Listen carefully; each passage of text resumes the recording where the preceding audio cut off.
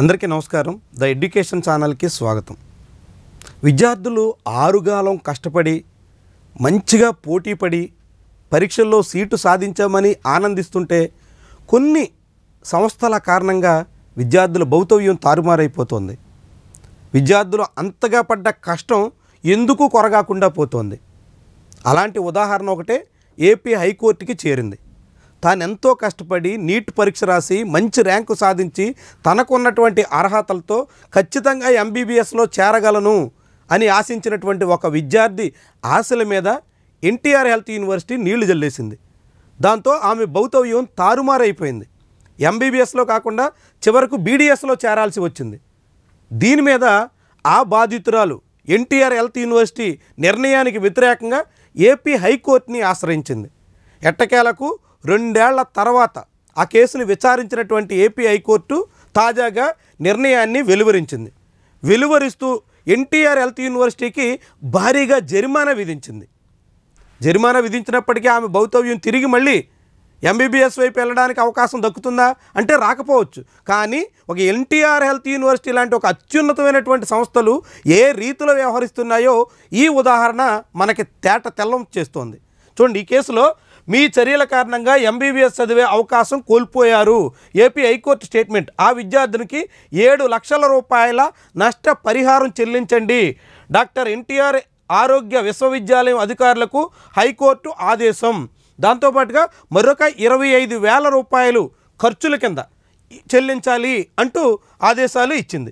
సరే, 2022 నీట్లో నెల్లూరు బాలాజీనగర్ చెందినటువంటి రేవూరు వెంకటశ్రిత నీట్లో తనకి ర్యాంక్ వచ్చింది.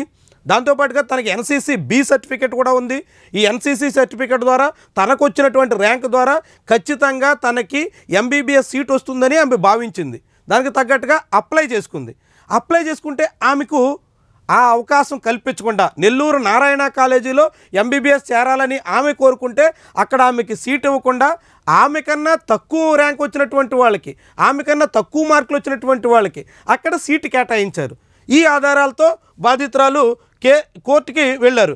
2022లో జరిగినటువంటి ఈ ఎంబీబీఎస్ కౌన్సిలింగ్కు సంబంధించినటువంటి దాంట్లో ఎన్సీసీలో బి సర్టిఫికేట్ ఉండి ఎన్సీసీ ఓపెన్ మహిళా కేటగిరీలో తనకి కాకుండా బీసీ-డి కేటగిరీకి చెందినటువంటి జాహ్నవికి అక్కడ సీట్ ఇచ్చినటువంటి దాని మీద బాధితురాలు హైకోర్టుని ఆశ్రయించారు. హైకోర్టుని ఆశ్రయించిన తర్వాత ఎన్టీఆర్ హెల్త్ యూనివర్సిటీ వాళ్ళు చెప్పినటువంటి విషయం ఏంటంటే, బాధితురాలకి మొదట నారాయణలో సీట్ ఇచ్చాం, కానీ నారాయణలో ఆమె చేరకపోవడంతో తదుపరి అభ్యర్థికి మేము అవకాశం ఇచ్చాం అని చెప్పారు. కానీ వాస్తవం కాదు. తనకు నారాయణలో సీట్ ఇవ్వలేదు. జాహ్నవికి తొలుత నంద్యాల శాంతారాం వైద్య కళాశాలలో, ఆ తర్వాత ఎస్వియు వైద్య కళాశాలలో సీట్ వచ్చింది. నారాయణ వైద్య కళాశాలలో ఆమె చేరడం, ఆ సీట్ను వదిలేయడం అనేటువంటి ప్రశ్నే లేదు అంటూ పిటిషనర్ తరపు న్యాయవాదులు హైకోర్టు ముందు ప్రస్తావించారు. దాంతో వీటిని పరిగణలో తీసుకున్నటువంటి ఈ ఆధారాలన్నింటినీ పరిశీలించినటువంటి హైకోర్టు పిటిషనర్ వాదంతో ఏకీభవించింది. ఎన్టీఆర్ హెల్త్ యూనివర్సిటీ చెప్పిన దాంట్లో వాస్తవం లేదని తేల్చింది. అసలు ఇవ్వాల్సినటువంటి సీటు అశ్రితకి ఇవ్వకుండా జాహ్నవికి ఇచ్చి అశ్రితకి అన్యాయం చేశారు అన్నది నిర్ధారించి చివరకు 7 లక్షల రూపాయల జరిమానా ఎన్టీఆర్ హెల్త్ యూనివర్సిటీకి విధించింది.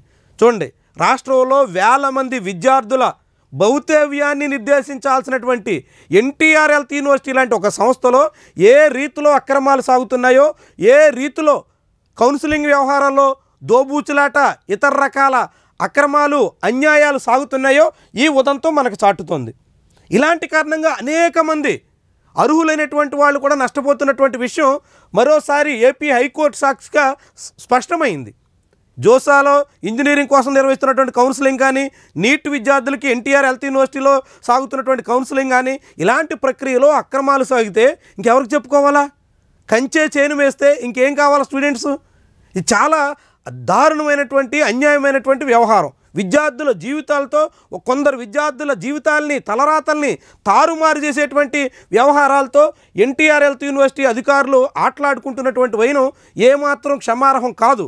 కేవలం వాళ్ళ మీద జరిమానా విధించి ఎన్టీఆర్ హెల్త్ యూనివర్సిటీ తరపున కట్టేసి చేతులు దులుపుకోవడం అనేది సమంజసం కాదు. ఇలాంటి ఉదంతాల్లో బాధ్యులు ఎవరో గుర్తించి వాళ్ళ మీద కఠిన చర్యలు తీసుకోవాల్సినటువంటి అవసరం ఉంది.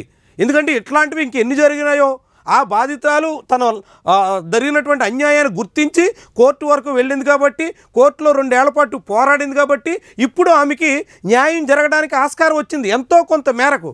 కానీ మరి ఇది కూడా గుర్తించలేనటువంటి, ఇలాంటి లొసుగుల్ని, ఇలాంటి అనేక అక్రమాల్ని కనిపెట్టలేనటువంటి అనేక మంది పరిస్థితి ఏం కావాలా? ఒక్కసారి దీని మీద రాష్ట్ర ప్రభుత్వం కూడా ఆలోచించాల్సినటువంటి అవసరం ఉంది. విద్యార్థులు, తల్లిదండ్రులు కూడా చాలా జాగ్రత్తగా పరిశీలించాల్సినటువంటి అవసరం ఉంది.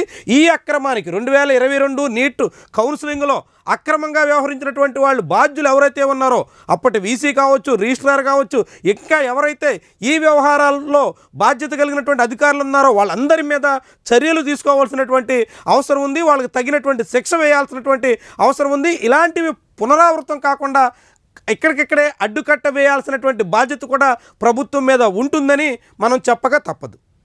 ఇది ఈరోజు వీడియో. నచ్చితే లైక్ చేయండి, కామెంట్ కూడా రాసి మీ అభిప్రాయాన్ని పంచుకోండి, షేర్ చేసి సబ్స్క్రైబ్ కూడా చేయండి. Thank you for watching.